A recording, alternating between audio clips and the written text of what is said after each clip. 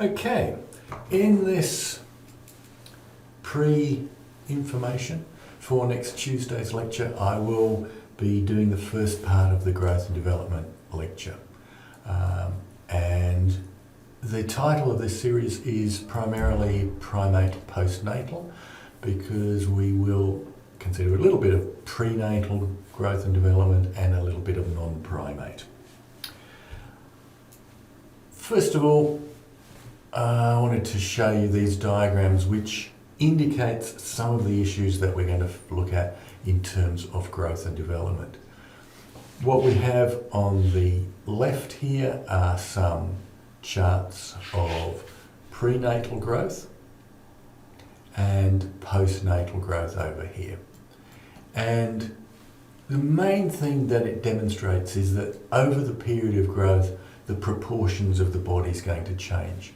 So that very early on in the embryo, the legs are very short, the head is very large, about 50% of the body. By the time of birth, the head's about 25% of the body, and it's going to drop down to about an eighth of body size in the adult. Similarly, the center of the body is going to move downwards from the chin through towards eventually the groin is around about halfway through. And so the changing proportions that we see in changing leg length and arm length are something that we're going to look at. Second thing this also demonstrates is that most aliens are in that prenatal stage. They've got the large bulbous heads which we see in the typical movie of a little green person. Okay, so what we're going to look at is the growth curve, and this is what I'll do in the pre-lecture. On Tuesday we'll look at what it means for the systems and the adolescent growth spurt, and then following through with that in next Thursday into the control. So when we talk about growth, there are two basic measures we use, a distance curve and a velocity curve. And the names suggest the same thing as driving.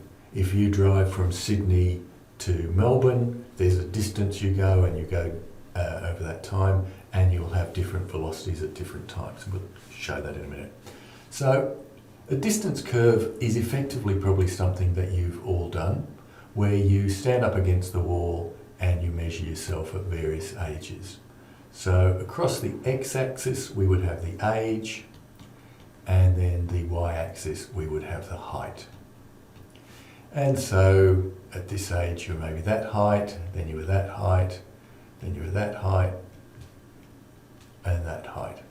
And because you are measuring these at particular intervals, you've got a value, but you can assume that between there and there you grew at a reasonably constant level rate. As we'll see, that might not be true, but for most people it is basically true with some changes. So you can then draw a line up through those points, and that will show you your height over time. So you could say that at age this one you were approximately that high. Distance curve is if you took this as time, and this is how far you'd driven. If you'd driven for an hour at 60 kilometres an hour, you'd be there, and the distance would increase. That graph's interesting, but what is more interesting is if you look at the velocity curve. So this is your distance curve. With a velocity curve, what you're looking at is at the change. So between 1 and 2, how fast did you grow? Between 2 and 3. And so you have the age again here, but along here you might have centimetres per year of velocity, in the same way that when you're driving a car, if you've gone 60 kilometres in an hour, you were driving at an average of 60 kilometres an hour, irrespective of what speeds you may have going in over that period. And if you do a velocity curve, you'll find the rate of growth, and it might go up, it might go down. But the velocity curve will show you what's changed. So the distance curve is how far you've grown, the velocity curve is the speed. Now these curves can be anything. I'm using height here because that's the most common example, but you could use it for weight, you could use it for length of an arm, length of a leg, as we'll see. It can be used for other measures as well. Probably the most famous pair of charts was one de Montbéliard did in the late 18th century when he was measuring his son. Again, same thing, a distance curve showing the height in centimetres and his age. So at birth he was probably around about 50 centimetres tall. By the age of 2 he'd got to 90 centimetres. By 6 he was up to 110. So you can see, not surprisingly with the distance curve, a constant increase because you aren't going to get shorter at any time.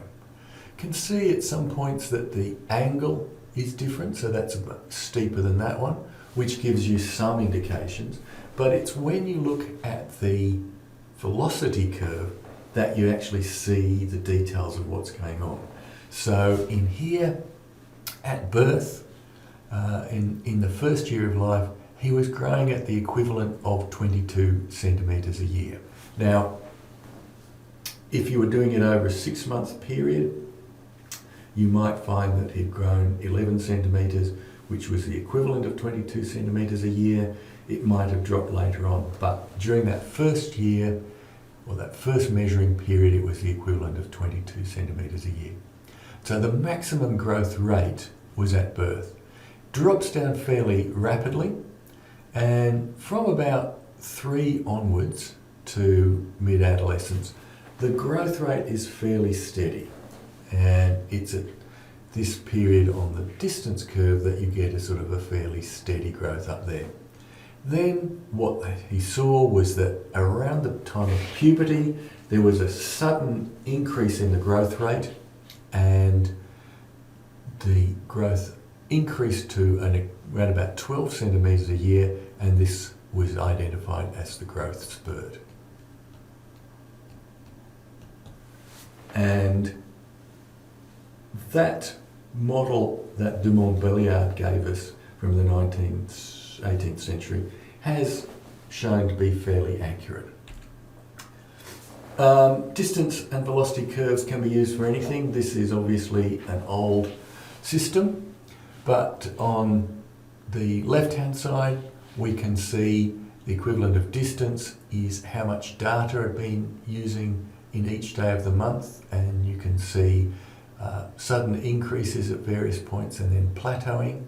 We look at the velocity curve, which is how much data was used per day, can see that that little increase there is that one there, and the increase that we were seeing there is this one across there, and the fairly consistent pattern is the normal usage. So the ideas of distance and velocity can be used in a number of contexts.